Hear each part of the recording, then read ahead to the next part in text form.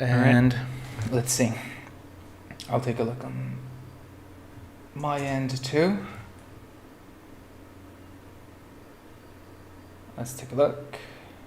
It started. It started. Okay. Is it working? Right. Yeah, it seems to be working. See, can I hear audio from it? 1, 2, 3. 1, 2, 3. I suppose you can. Yep, we're good. Okay, good. So we may as well start. So would you ping people and drop a message into news as well? Please. Would make my life a little easier as I scroll up and find the first question to answer. If only you said that 2 seconds earlier, I wouldn't have closed the tab, but yeah, I'll do that. All right. Okay. Let's see.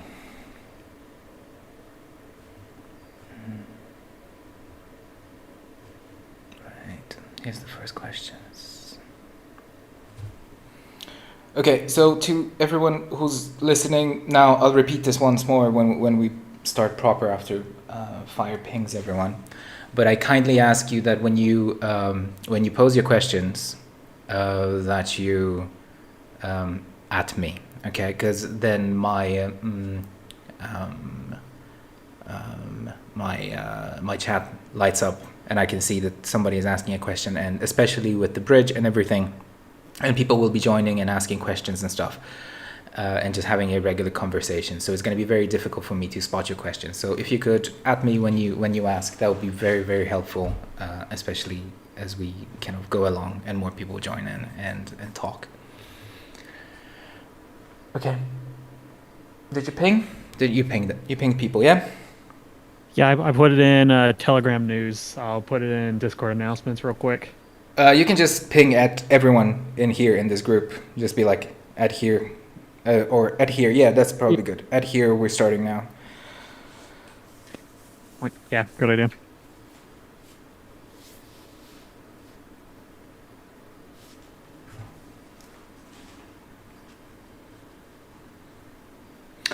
Gimme, I can't switch windows right now. I can't switch to your tab because. Okay, no worries. I'm just setting up the OBS, so. Okay. Second. Yes, go ahead. Don't worry. Also, if we start a little bit late, nothing will happen. So, except for apologies to everyone who's going to be waiting while we faffle about with this.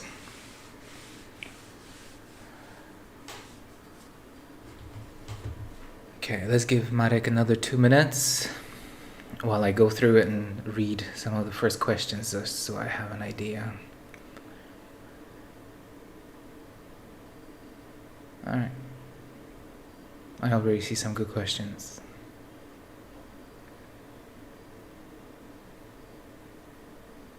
By the way, if there's any devs who want to join Q&A, or if you're anyone who just wants to join in and say something at any point, then there's some way to raise your hand or indicate that you want to join the stage, and somebody will let you on.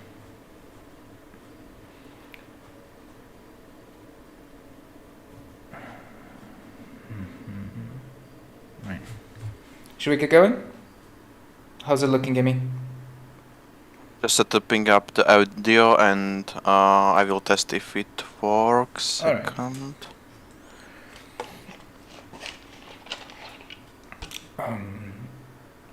Fire, could you also toss in the links for people in IRC and Telegram?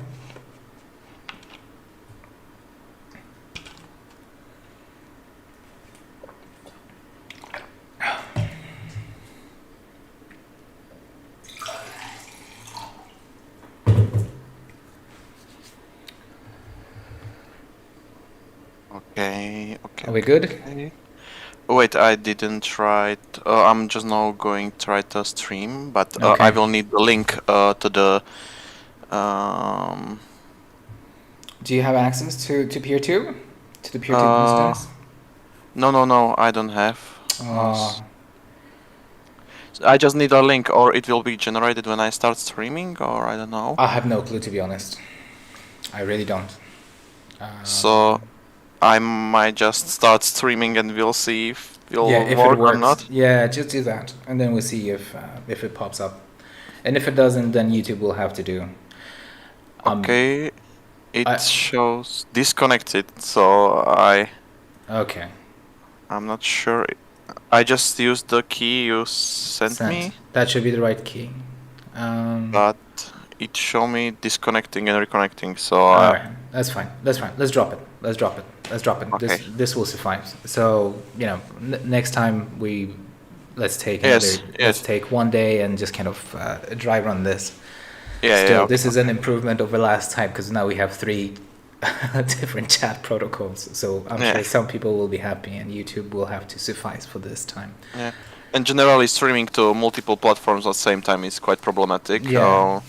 Yeah. Alrighty. Okay. So yeah, I guess you're gonna get started. So I guess I'll be on my way. All right. Have a nice stream, I guess. Thank you, and have a good trip. Take care. Thank you. Take care. Okay. Thanks. Okay, guys. So welcome to our second quarterly Q&A. This is an opportunity for everyone in the community to ask questions directly. For those of you who have been here and heard us kind of toying around and trying to set up streams, apologies, but we're starting proper now. I'll ask you to when you ask your question, when you pose your question in the chat, please at me so I can see it, because I can see many people already writing, and this is just one of the protocols. It's going to be a wall of text soon enough, and as I'm kind of going through and answering questions, I don't want to take too long time just kind of scoping them out. So I would really, really appreciate if you at me when you ask your question. And also, if you're watching this on YouTube, please join IRC or Telegram or Discord and ask your questions there in the Q&A chat. I will not be looking at the YouTube chat. Alrighty, so the first question which we have relates to whether we will create a Pinebook Pro based on the 3588.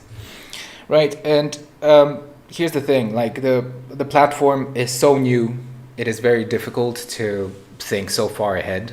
At this point, just during production, it turned out that Rockchip has not really accounted in their SDK for 16 gigs of RAM, and there's some problems related to that.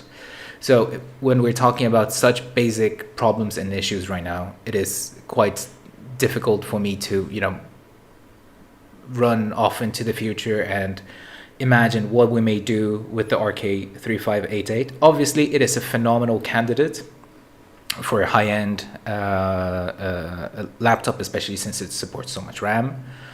But, we are very, very far off from getting to that point. You have to keep in mind that this is a brand new architecture, that it has a GPU. There's no open driver for this GPU. So one step at a time. The Quartz Pro 64, for those who do not know, who have not read today's update, the April update, in case you're listening to this at one point in the future. We have opened pre-orders to developers and heavily subsidizing the Quartz Pro 64 board to entice people to pick it up so that development can commence. But ultimately, how it's going to pan out, we need to see. It's a super promising SoC, and I have high hopes for it. But how it's going to end up looking in a year from now in terms of BSP and mainline Linux support, I guess it remains to be seen. So I hope we will see a Pinebook Pro based on the platform in in a few years down the line. But at this point, I think that it is too far off to see. Let's see. Will there be an updated variant of the Pinetap, such as a Pinetap Pro? I also saw somebody asking, right, how about you update the Pinetap Pro with the stylus? Yeah, I mean, the Pinetap is in this sort of weird limbo because we have to set our priorities when it comes to which hardware we resume. Let me kind of back up here a little bit. So right now, we can generally divide our product line right now into products which we can produce, and there's no problems with kind of continuous production right now. And then there's products which we have in the catalog which cannot be produced for whatever reason. And the Pinetap and Pinebook Pro are obviously two of these devices. And within the scope of these devices, and there's some other ones obviously as well, which have been out of stock for a long time, we have to prioritize which ones we want to push for and kind of get back into the store first. And in that sense, the Pinebook Pro takes precedence. This is the first thing we want to bring back. And as I wrote in today's community update, the product team has been working and is actively in talks with one factory to restart production of the Pinebook Pro. So that is a priority for us at this point in time. So getting the Pinebook Pro back. As for the Pinetap, we will have to think about what we want to do with the Pinetap. The problem is that if we reintroduce it, we will have to reintroduce it at a higher price point. It's just things have changed since the last time Pinetaps were being produced, and the question is there a market for the Pinetap at a considerably higher price point? And if we would have to introduce that higher price point, does it make sense to start looking at a Pinetap based on a different architecture or on a newer architecture? Just to be clear, there is no decision. We haven't made this decision internally. Like, there has been talks about this, but which way this will go, it's very difficult to say. As I already said, we are focusing on bringing back the Pinebook Pro at this time.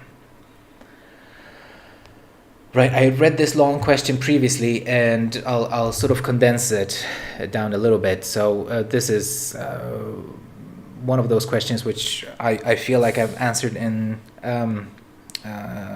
last time in the first Q&A back in January, but I maybe I didn't do the best job answering it at that point, so I'll try to answer it again. So this person, Jim Bolio, sorry if I butcher your name or handle, is basically asking, do you ever plan to support software development monetarily? And then he goes on to say that he would be happy to pay much more money for products, to have devices which have software developed in-house and so forth and so on. So there's a few things here, and I promised myself, I listened to last Q&A and I felt like I rambled a lot, and I promised myself I'll ramble less this time, but this is probably one of those questions where I do a little bit of rambling, but I think it's important, and hopefully this is the last time I'm answering this particular question. So first of all, we are monetarily supporting software development. It's just that we don't do it in-house. I mean, we have an arrangement with Manjaro. We are patrons of KDEV, which obviously is also based on us donating to them. Moreover, now that Pine64 EU is starting, I made a commitment to Mobian, to PostMarketOS, and to Manjaro, that based on sales, I will be, Pine64 EU will be donating money per unit sold to these projects. Thirdly, we are still very firm. We stand very firm behind our initiative, which we'll be launching at some point, of offering up, I'm trying to recall the name, bounties for developers, which we have to just come up with a good system, and I have been busy with other things. So we need to come up with a good system of implementing this into the dev zone, and we really need to get the dev zone rolling. But we want to incentivize developers to spend time working on the Pine 64 gear and contribute to development on our platforms. The only thing is we have no intention of hiring people, right, to do software development in-house, and I don't think it fits with our general business model. I don't think it fits with the mentality, and I don't think it fits with the project, the way we're running it. I understand that people may feel otherwise or have a different perspective on it, but you also have to view it as it's our internal decision on how we want to run the project from the top, right? We have so many different devices, right? So if we want to have software done in-house for the PinePhone, then why not for the SBCs? Why not for the modules? Why not for the PineSol? Why not for the PineCube? I mean, it is. Then it's a question of scope, and then somebody says, "Oh, I would be happy to pay more," and long story short, I say, you, and this is the proverbial you and not Jimbolio here, you probably aren't. And I have good reasons to think and believe that the reason why the PinePhone was and is as successful and has ended up in so many people's hands is its price point, right? I mean, the PinePhone Pro and the PinePhone sell about the same amounts right now of units per month. So the PinePhone Pro has not eliminated the PinePhone. In fact, it has kind of complemented the line.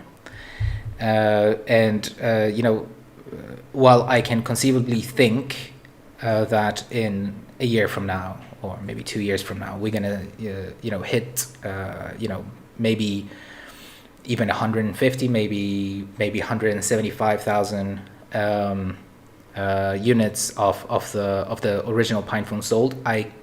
At this point, I cannot see the same happening with the PinePhone Pro, and the reason is, in part, price, right? So I think that it is very valuable to have a device at this price point, so that everybody who wants to have a Linux phone running on top of a mainline-based kernel can have one. So I understand the arguments for having a different sort of mentality, a different structure around the project, and having development in-house. I fully understand it. It's just that it's not us, right?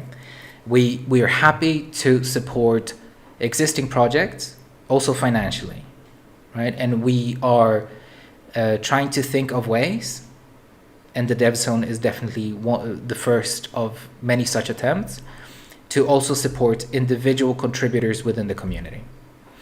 So I hope this was clear than my answer last time. And I hope that maybe I have cleared up things a little bit regarding this particular topic. Is there any current delivery date estimated for the Quartz Pro with 32 gigs of RAM? No, for 32 gigs of RAM, I don't think there is any any plans for that at this point in time. Especially as I don't know if everyone who's here in the chat right now has heard this, but as I mentioned earlier, Rockchip already encountered problems with 16 gigs of RAM. So thinking of 32 right now isn't really a something which we're even doing. Maybe in the future, probably in the future, potentially in a different form factor to the Quartz Pro, a part of the Quartz Pro's price tag or bill of materials price tag relates just to how much I/O it exposes on the PCB, and I'll argue that this is a good thing. That for development you need to have all of these connectors exposed, especially if this is a very important SoC and one which we hope to see succeed.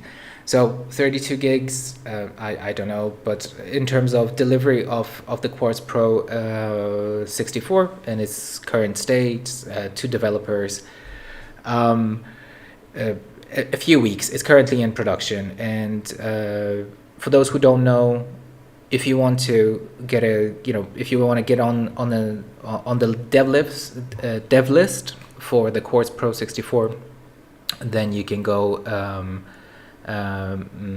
to our pre-order page for developers. Maybe somebody could toss a link in the chat for those interested in picking up a unit. Right.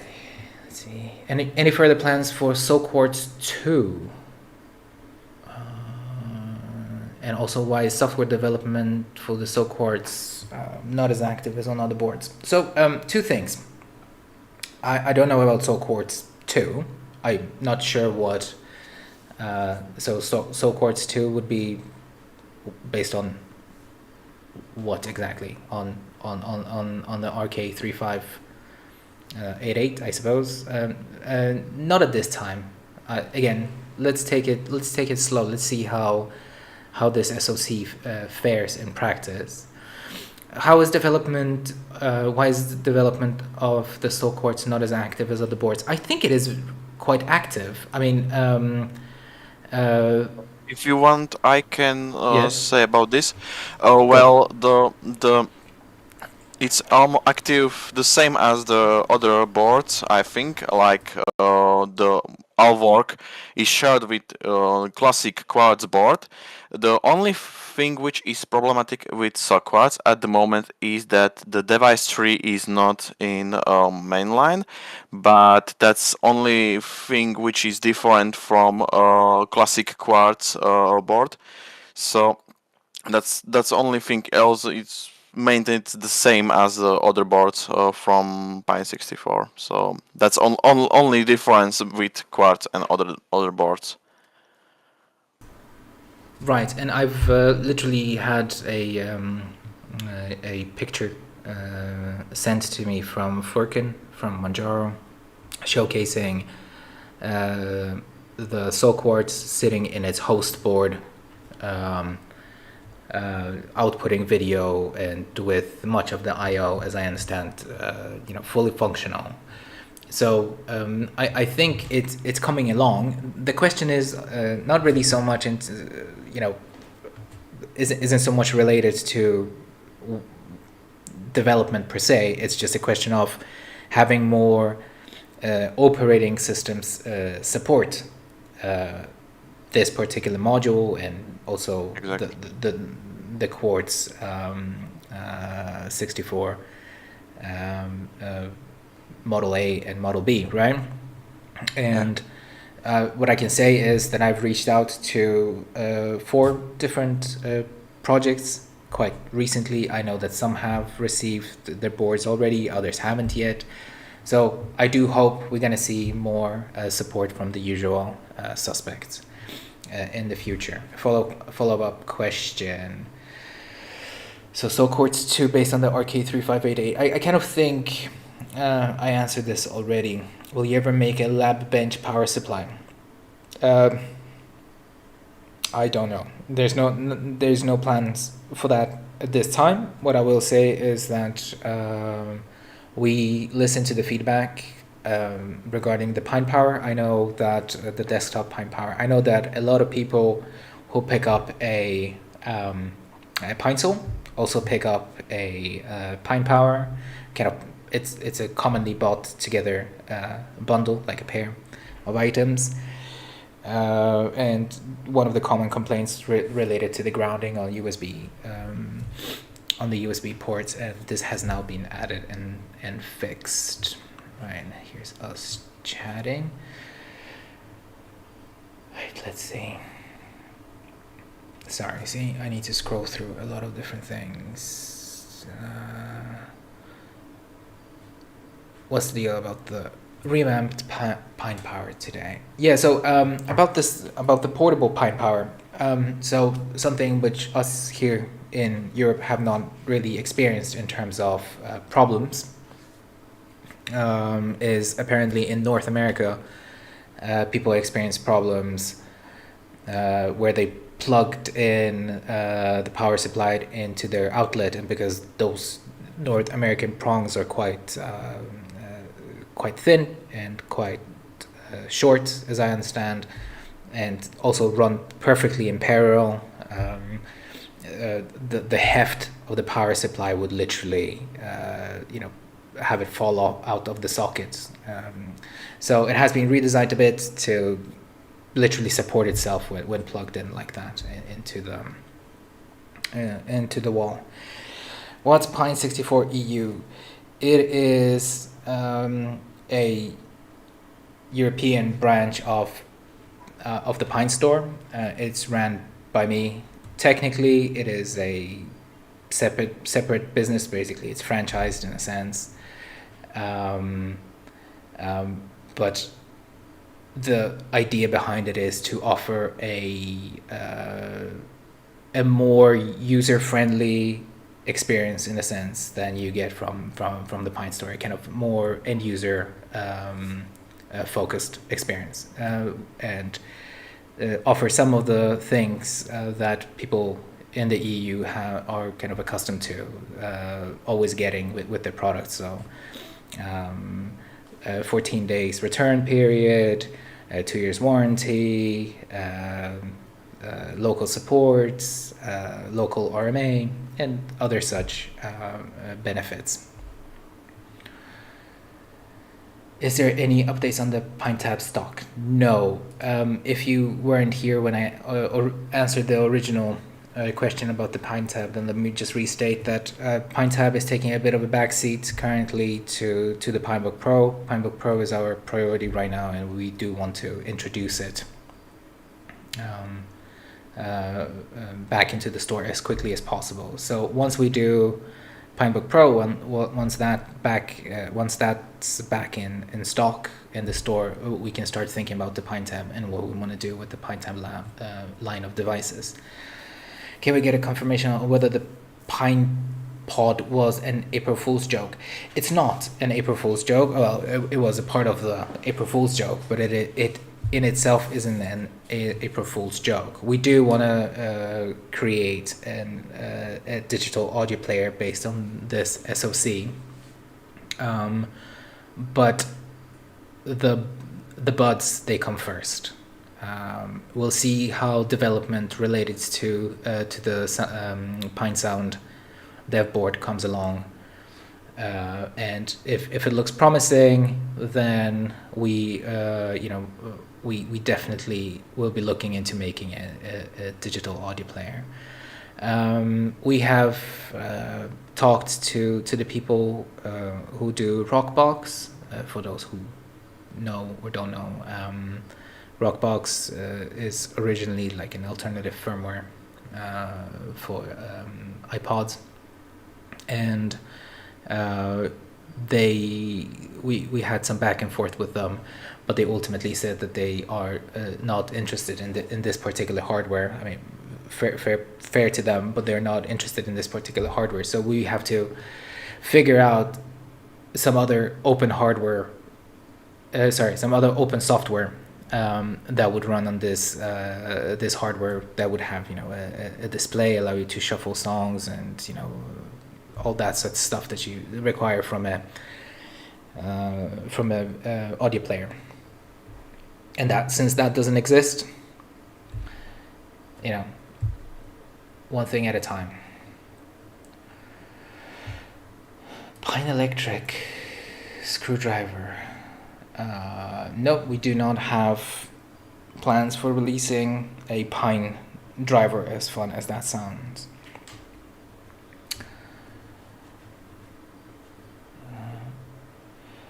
Is anyone addressing the weak pins in the PinePhone Pro? They break really easily. Why isn't that mentioned anywhere? The SIM cards should be very carefully removed with tweezers and not with fingers. I'm not really sure what you're referring to here. I know that a lot of people had issues where they had where they put in the trays for the adapters for the nano. Is that what they're called? Nano SIMs. And then they would try to pull those out, and they would catch on the pins and break the pins. But anyways, we are definitely thinking of ways to make the tray, or whatever it's called, for the SIM and for SD card better on both the PinePhone and the PinePhone Pro. And there are already some plans in motion, and future revisions of either one or both of the hardware, so either both the PinePhone Pro and the PinePhone will probably see some alterations to this tray, which holds both the SD and SIM card.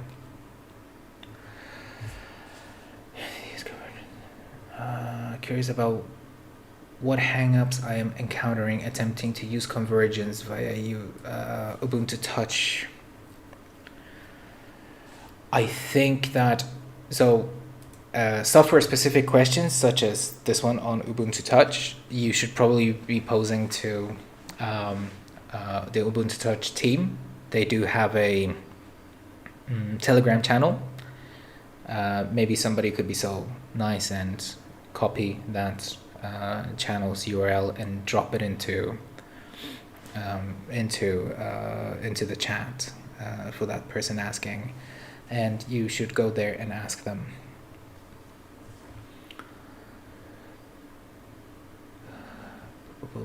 Has anyone considered aesthetic accessories such as a clear back case for the PinePhone? I think it would sell like hotcakes. I think it would sell like hotcakes too. We haven't. I mentioned previously in one of the updates, or maybe even as far back as in January, that there is a project that's working towards bringing alternative back cases for the PinePhone and PinePhone Pro. I believe they're gonna start a crowd funding campaign, or they were meant to start a crowdfunding campaign sometime soon, mid-May apparently. So let's hope that happens. I'm really looking forward to it, and looking forward to seeing what they come up with. Another accessory that somebody was working on is a battery case. I don't know if that's necessarily an aesthetic accessory. I suppose it's more of a practical one. I would like to see skins, but again, these are not things we necessarily want to do, in-house. I'm sure that, here's the thing. Let me put it differently. If there is somebody who wants to do things such as skins for the PinePhone and PinePhone Pro, feel free to reach out to me. I'll be happy to sell them in Pine64 EU store. So consider this an invitation for this sort of stuff. I'm completely open to it. Is it possible for a future PinePhone update with RK3? I think he meant 3566 and 4 gigs of RAM. Future? Yeah, everything's possible in the future for sure. And I am super fond of the RK3566. I think it's a great SoC. It runs cool.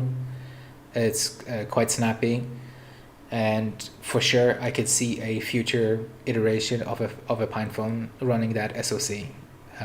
But again, there's just to be clear, is there a possible future for one? Yes. Is it being actively discussed? Actually, no, it has never been seriously discussed at this point in time. But I think objectively speaking, I think it would be a good candidate. I think its only downside is that its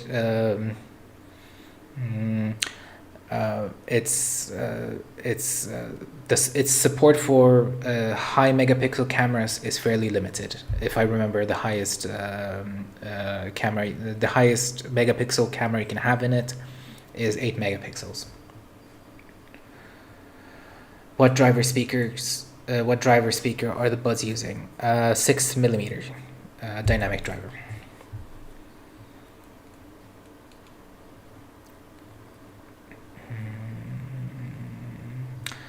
I already answered the question about next generation Pinebook Pro using the 3588, but for those who are joining now or haven't heard what I said previously, we're absolutely not planning for it right now.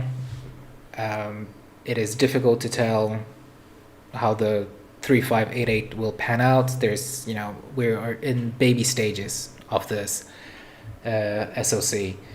We'll see how it all pans out kind of down the line.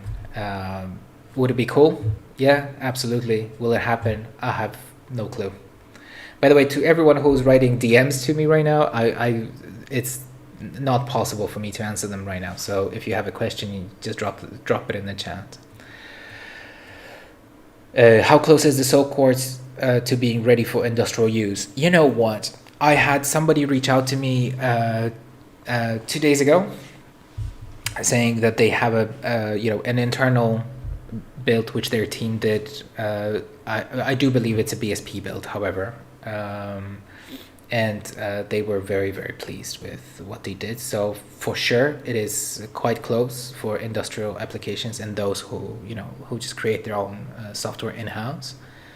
And they were very pleased with the samples which they received, and proceeded to obviously order more units for their particular application. And from what I saw from Furkan, from Manjaro, literally just a few days ago,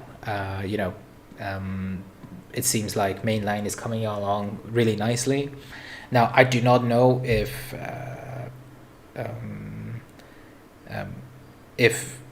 using Manjaro in an industry setting is something that there would be a big interest in. I usually, as I understand, it's usually Debian or something that's kind of meant to be super stable. So once we see support from a Debian or Debian-based distribution, I'm sure that maybe there will be more interest from industry to also use something with a mainline kernel. Right, next question.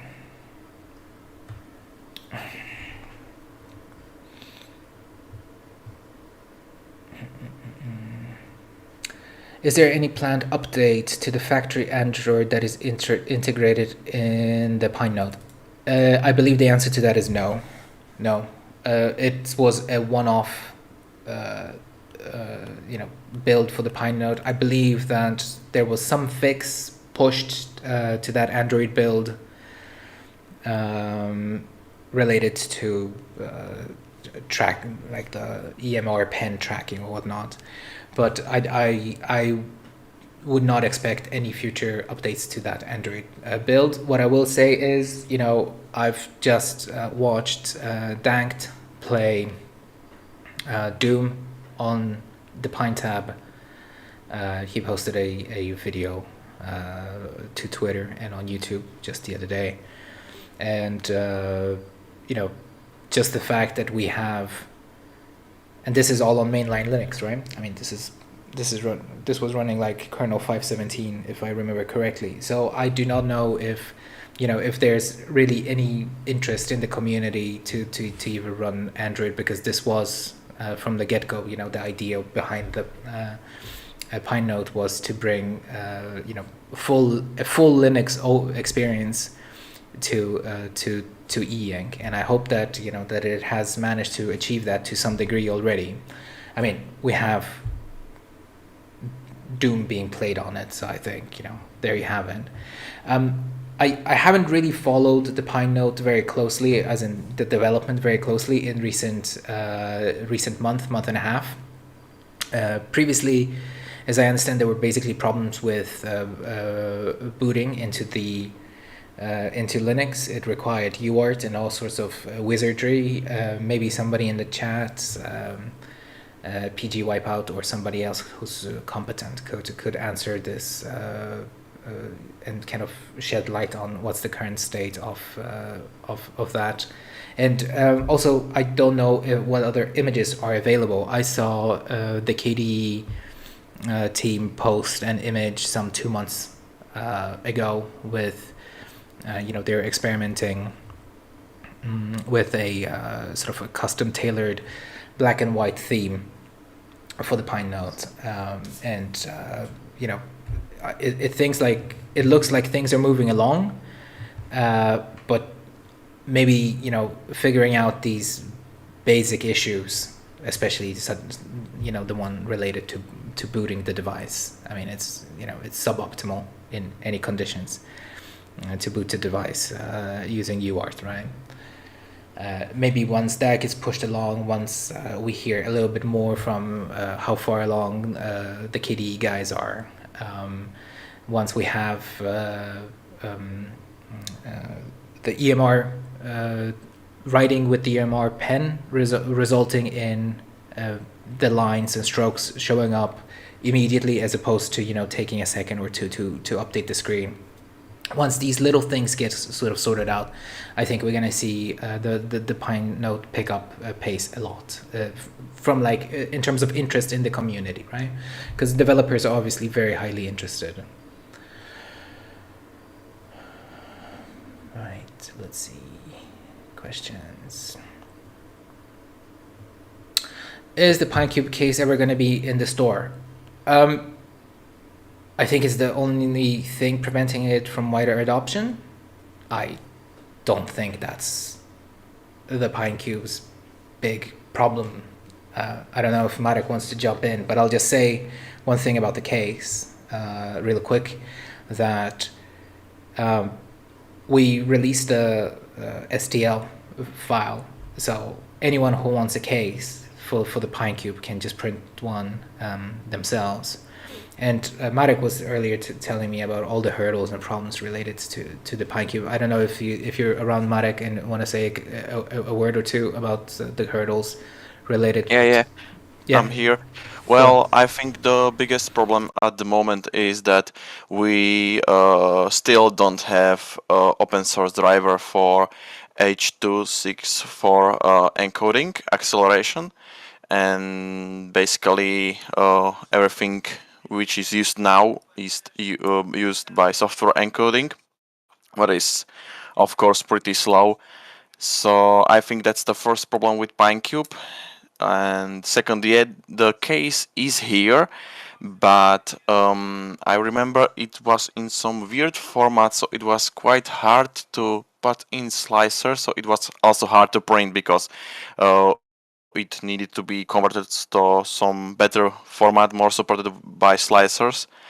But generally, for wider adoption is this encoder, other encoder driver required, but it's out of work. I already tried several times to do it, but it requires a lot of time, and with other things to do, I wasn't able to finish it yet. Right. Thank you. No problem. Much better explanation than the one which I could offer up. So what kind of DAC will the Pine Sound have? And will there be other processing chips? I do not think there will be any other processing chips than the BES, which is on there.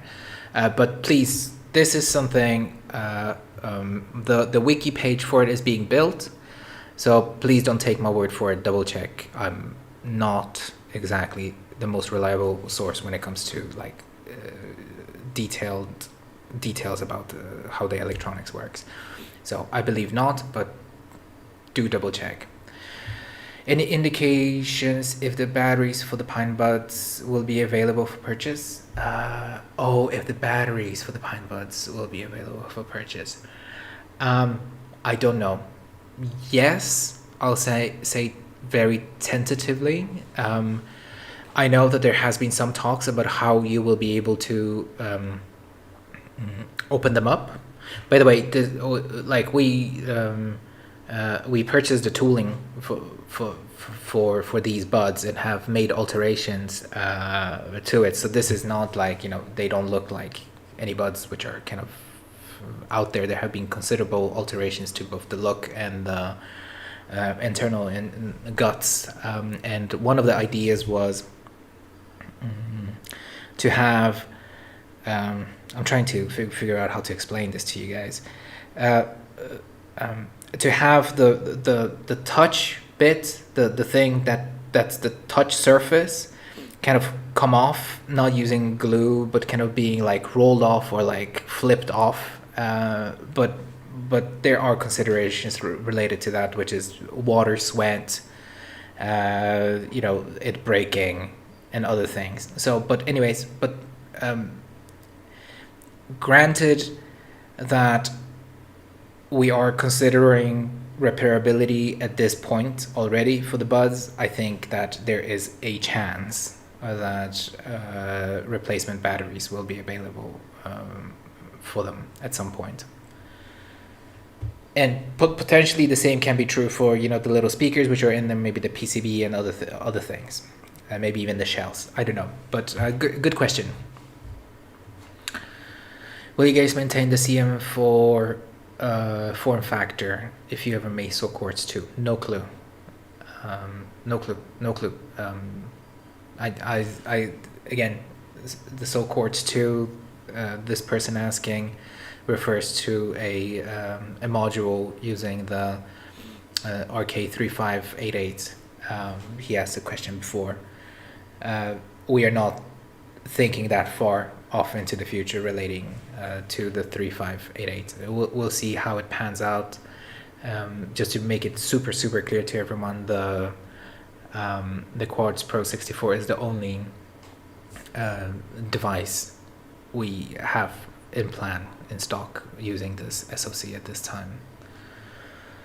I might also say additionally that I think that form factor for the next system on module, I think it will be maybe similar, so back compatible with the current form factor of the Quartz, but I think that the additional connector will be required because of already this form factor have all pins used for all peripherals.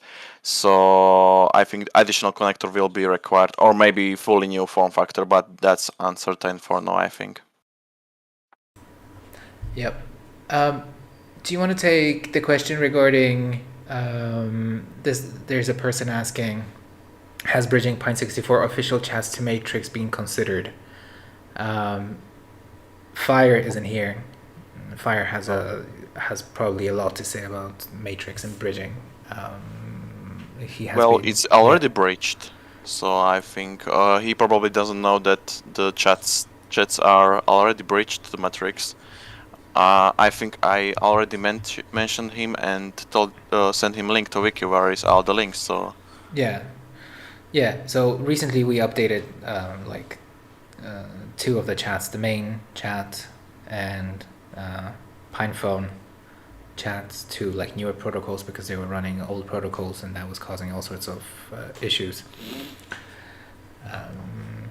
I also know that there was an attempt at self-hosting and Matrix channels, and this is something we may have another stab at some point in the future. But my understanding is that with so many people, it's a lot of RAM is required, and basically 8 gigs is like a solid safe number, and so we too in a sense are waiting for the Quartz 64 to reach a mature state so we can kind of deploy it into the cluster. to try our own home instance. Will they be easily openable? This person is asking. My question regarding the Pinebuds is if they will be easily openable with basic kit, iFixit kits without having to remove glue or apply force with press.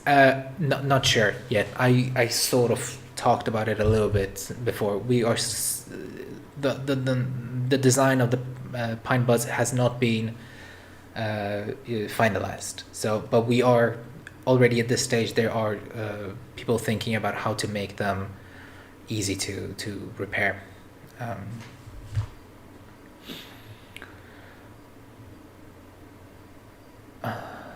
Are there any hardware revisions planned for the PinePhone? There are no hardware revisions planned for the PinePhone or PinePhone Pro at this time. This person is asking for a schedule for release. We just came out with the PinePhone Pro. I think we're really happy with respect to phones for some time at this point in time. I think that on the team's end we are good and happy with where we are with the amount of phones and the diversity for quite some time. Any plans to make something like the Miniware MDP XP, a portable programmable power supply? No plans for that right now. What products will be sold in the EU store at release? At release, there will be the PinePhone, the PinePhone Pro, all accessories for the phones. So that's the keyboard, that's the back cases, the PineSole, the PineTime, other various accessories, and there are a few other things which I'm still thinking on, but I suppose that things which are not currently in the Pine Store, global Pine Store, will not be in the EU store on launch because simply they don't exist. And SBC single board computers will not be sold in the store at this time either. So all SBC sales are still going to be going from the global store. This person says, will there be more distro branded back covers for sale at some point? We don't have plans for having more distro branded back cases for the phones at this point in time, but I will say that I would be very glad and happy to have them make a return. Maybe I could figure out a way to have them return locally in the EU store. I'll see. Not really. Let me go back to what I just said a second ago. As I said previously, if anybody has any ideas for like cosmetic add-ons to the PinePhone or PinePhone Pro, I'm all ears. You can hit me up, share your ideas. I'll consider them, and maybe we can work out something to host them in the EU store, where I have like authority over what gets sold and what doesn't, and I can experiment a bit. Not really a question, but just a shout out to the Pine64 team. Thank you. Appreciate it. Will there be a PinePhone using the RK3588? I don't know. At some point, there may be all sorts of stuff based on the RK3588. Although I'm not so sure about the RK3588 in a phone. I already spoke about this a bit earlier, but I think that 3566 would be a nice SoC in a Linux phone. Not so sure about the 3588, but who knows? Maybe in the future, possibly. Any idea on the timeline on the Pine Buds? I don't have a firm timeline for the Pine Buds at this time, but they're coming. They're coming along. It can be as short as 2 months or so, but it could be considerably longer. I don't want to make any promises at this point.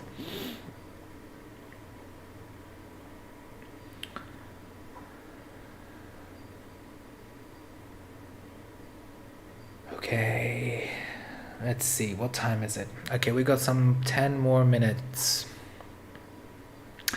Are there any updates on the dev zone? Last I heard there was plans to introduce bounties. Yes, it has been answered, but I will answer it again.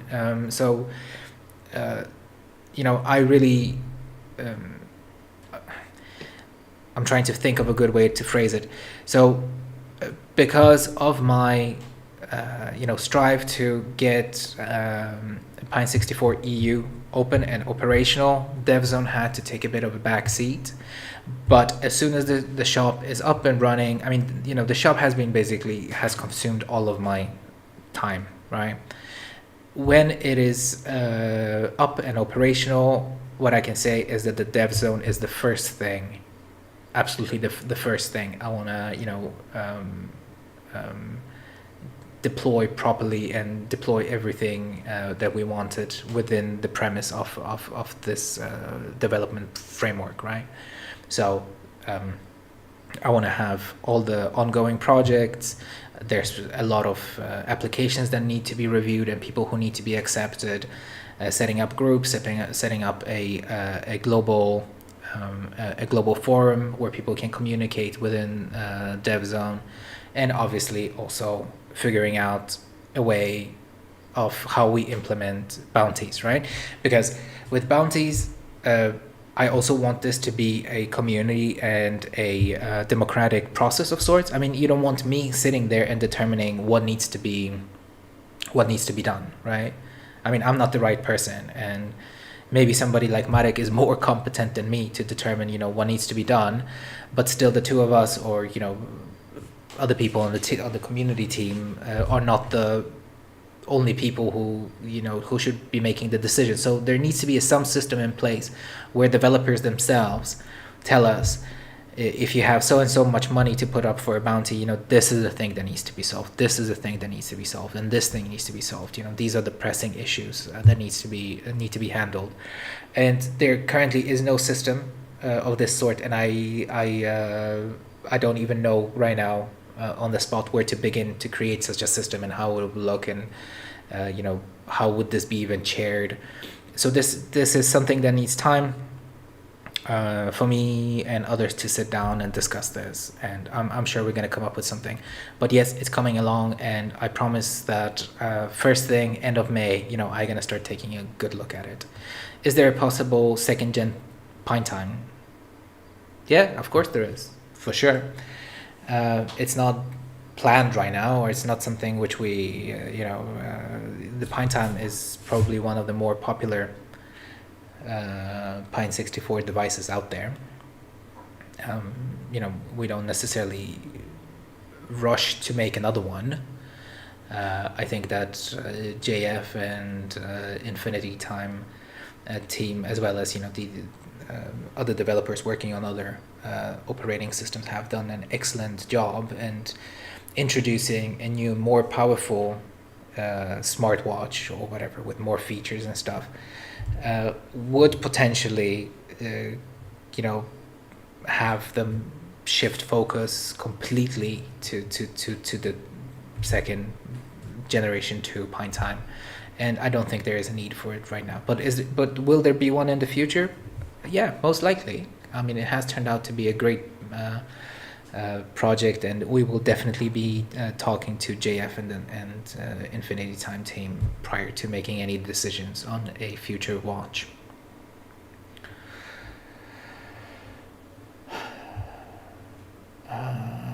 Again, question regarding USB, Bluetooth portable DAC. Yeah. TL said that that the SoC that's being used in Pine Sound dev board and in the Pine Buds has the possibility to be a really good DAC. So for sure, another possibility of how to utilize the SoC, as well as utilizing the board. I mean, the development board could be a DAC. Will the Pine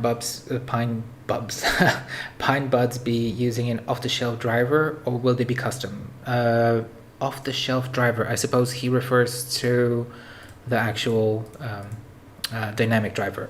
I'm pretty sure it's an off-the-shelf dynamic driver. What are the prices on the Pine store compared to Pine 64 EU store compared to the Pine store for normal hardware? They will be more expensive, although when you calculate in shipping and what you get as a bonus, or not as a bonus, as by default with the devices in the EU store, I think there will be some good added value there. Will t-shirts, etc. be available in the EU store? Yes, they will be available in the EU store, and one of them is going to have the silly unicorn on them. That is just if you want a t-shirt with the stupid unicorn on it, then this is going to be a one-off print. I'm not going to print it again. I did it mostly because me and Martin Bram had a funny talk about it, and I was like, let's see how yeah, it's like I'll be completely honest with you. There's like 20 of these t-shirts, so like if you want to get one, then pick up on day one when the store launches, because I'm not gonna have them ever again. I'm not gonna reprint them, but there will be other swag as well on launch that's not gonna be covered in unicorns.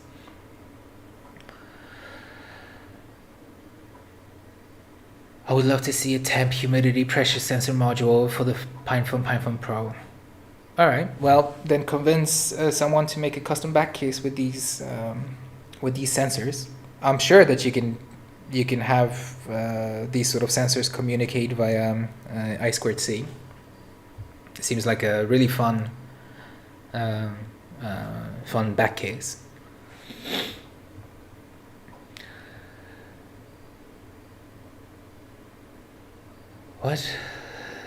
What is Pizza Martin pointing at here?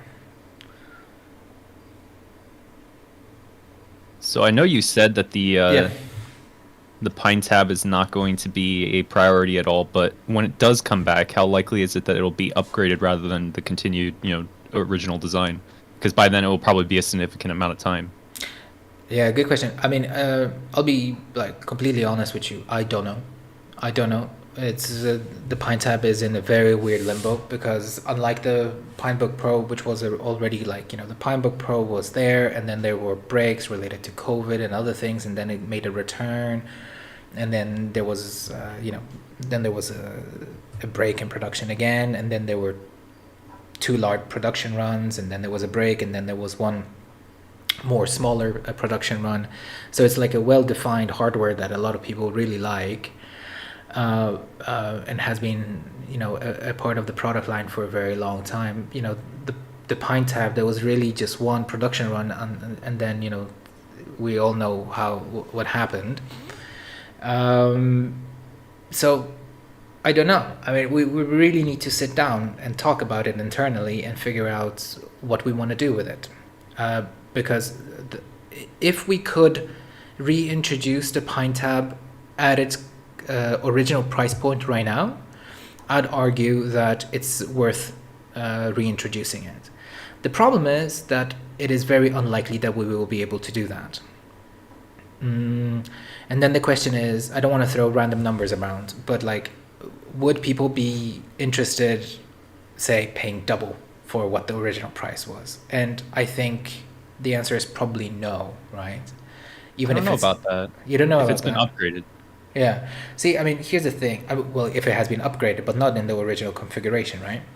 No, definitely not. It's way too expensive for the original configuration. But if it was like an RK3566 bumped and maybe like 4 gigs of RAM instead of the 2 for double the price, I think people would be flocking to that. Yeah. So as I said, right now we're very much focused on figuring out how to bring the Pinebook Pro back, and make the biggest production run of it as we can. And this will take at least another month. And once we're done with this, I'm sure that the Pinetap is kind of, the next thing on the agenda. Yeah. Well, I mean, also if you market it with the unicorn on the back of it, then everybody will buy it up. Yeah, for sure. For sure. I think that would probably be a very strong selling point. I actually think somebody asked, somebody said earlier today with respect to some other piece of hardware that they really liked, the rainbow colored Pine 64 logo. So unfortunately that was a part of the joke. Yeah, that actually would be a really nice logo for some devices. I'm Like sure. maybe the Pro lines could have a distinguished, multicolor logo, whereas the normal product line is just the white one. Wouldn't we at that point just wouldn't it be a blatant rip-off of the old original Apple logo? At that point they had the multicolored one. It's a pity that they did away with it. But it's not an Apple, though. No, it's not an Apple. It's not. That's true. And not to run with the joke when I wrote, I'll look at at the Apple Store for inspiration for the digital audio player. But that would be funny to introduce it with the same little color scheme as the original Apple logo. Anyways, would you say Pine's ethos is to support products for longer and to provide your project with as long as lifespan as possible? Yes, absolutely. I think we made this quite clear on multiple occasions. I mean, both the PinePhone and the PinePhone Pro and the Pinebook Pro and the original Pinebook, these are highly repairable devices, and whenever we could, because I know that somebody's going to pop in and say, oh, well, I can't get a spare part for thing X or thing Y right now. So just to make it clear, whenever we could, we did make spare parts available for these devices, and this has always been a part of our ethos. And the fact that these things have batteries which you can replace easily on your own, it's quite clear that we always think forward and want people to use these devices for as long as the devices are in a good condition. And also, we want you to repair them yourselves, right? I mean, we don't want you to send it in to us for repair. If there is a repair which you can do yourself on them, then we rather you do it yourself. Right, guys, that was pointing me. There's at least 3 people that want a RK388 and a ThinkPad. Okay, well, everything's possible in the future. Although, so what would it be? 3 Martin, I think you can join the stage if you want to and explain how this would work. What would it be? A replacement motherboard for like a ThinkPad? So just something you would slot into a ThinkPad, and I'll take a sip of water. Somebody already pointed out that's probably a better idea to make a laptop board that has a way to hook up to connectors in various laptops, so you can just drop a Pine 64 replacement ARM board in old laptops. Oh yeah, that's actually a pretty cool idea. There's also this